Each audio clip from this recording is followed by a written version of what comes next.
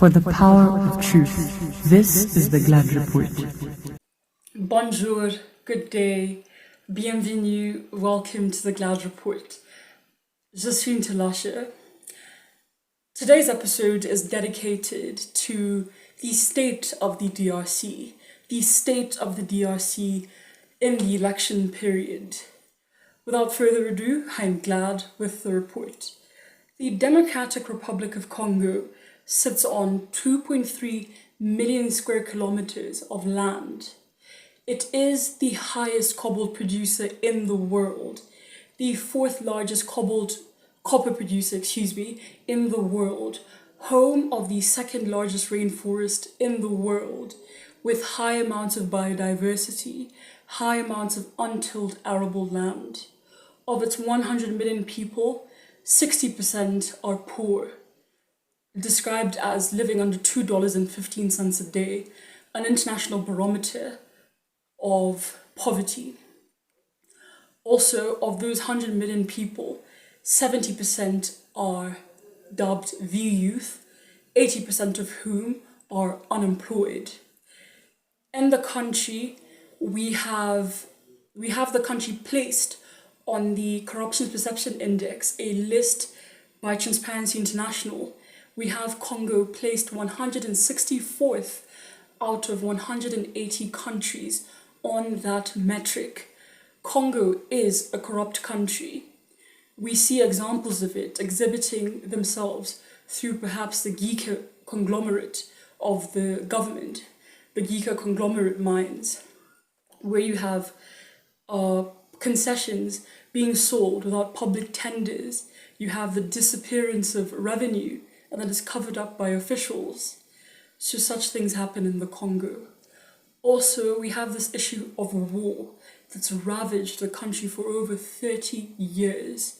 As of last month, we added an extra 450,000 people to a total that now sits at 7 million people displaced, either displaced within the country or displaced out of it as refugees. That number is only rivaled by Sudan. Also, you have this issue of public spaces shrinking, as Amnesty International has reported, where people are being hacked to death by machetes and people fear going out into public spaces, particularly in that northeast region, North Kivu, in that area, the Kivu area. So there's also this issue of women being raped, sexual violence as a tool of war, as a weapon of war, being exercised mainly on women, not only exclusively women, but mainly on women. There are two rebel groups at the moment who are being focused on. You have the ADF, Allied Democratic Forces, which is a group believed to have emerged from Uganda and is believed to be part of ISIS. Also, the M23, which is believed to be from Rwanda, funded by the Rwandan government, so its leader being Kagame, that claim coming from both the UN and the Congolese government. So in that regard, you had Tshisekedi recently, a month ago, who came out at a rally and said out loud, Kagame is, quote, behaving like Hitler and will, quote, end up like Hitler. A very strong, stark statement to make. So that whole confusion, those fracas have definitely called for the attention of the international community. The Central Intelligence Agency of the United States, the deputy head, Avril Haines, came in to talk to both the Congolese president and the Rwandan president, sat them down, and she asked them to avert the violence, to no avail, unfortunately. So there is a question of war, questions of war in the air. Perhaps it could erupt, the situation could erupt. So that situation has meant 1.7 million people are not able to vote. Yes, as a consequence. Currently, we have 44 million people are participants, are voters in this election. The election day was 20th of December, but really that name has lost its raison d'etre in the sense that we've actually ended up having 5 election days. So starting on the 20th of December, ending on the 24th of December, 5 election days, with the more latter voting happening in rural areas. Perhaps indeed the excuse is that CENI, which is the nation's electorate commission, only received material from Korea on the 9th of December. The 9th of December to the 20th, only 11 days. So 11 days for a country that doesn't have proper road networks can be a logistical nightmare. But indeed, that problem could have been foreseen. So 11 days, you had voting material only arriving on Thursday, perhaps in some places. And indeed, as a consequence, as part of the domino effect, voting started late. Initial votes coming from outside, from Congolese outside, from the Congolese that voted in South Africa, in the USA, in Canada, in France, in Belgium. That initial vote, though insignificant, suggested that Tshisekedi is in the lead, at least externally. Also, the first vote that came out, which was on Sunday, the 24th of December, stated that the first million votes has suggested that Tshisekedi is 83%. He had an 83% of that 1 million. And the person right behind him was Katumbi. So Moise Katumbi. Moise Katumbi, just to give you some background, was the former Katanga province governor, and he's also the majority owner of the TP Mazembe, that football club, famous in southern Africa here. Also, another prominent frontrunner is Denis Mukwege. Denis Mukwege was the 2018 Nobel Peace Prize winner. He won it jointly with a lady, Nadia Murad, a survivor of the Yazidi genocide, so jointly they were both championed for stopping sexual violence being used as a weapon of war in these war-stricken areas.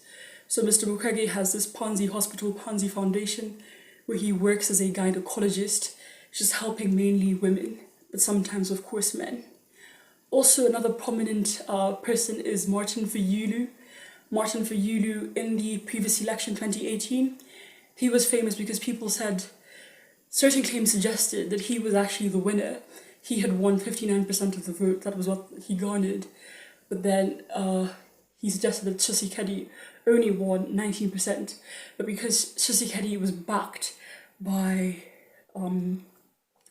Kabila, as well as endorsed by the United States of America, he won the election.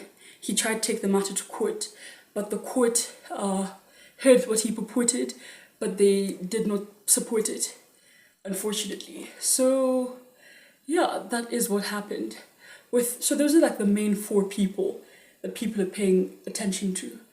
But considering the atmosphere and people are looking like things are tipping in favor of Tshisekedi, it's almost as if it's like it was fait accompli in the sense that before they even went to the polls, went to vote, it's like the government had already decided that Tshisekedi would win. But of course, that's just those are just claims. Anyway, so the main opposition leaders, they've cuddled up, they've huddled up, they've bundled up, and they made a joint statement yesterday by sending a letter to the governor in Kinshasa.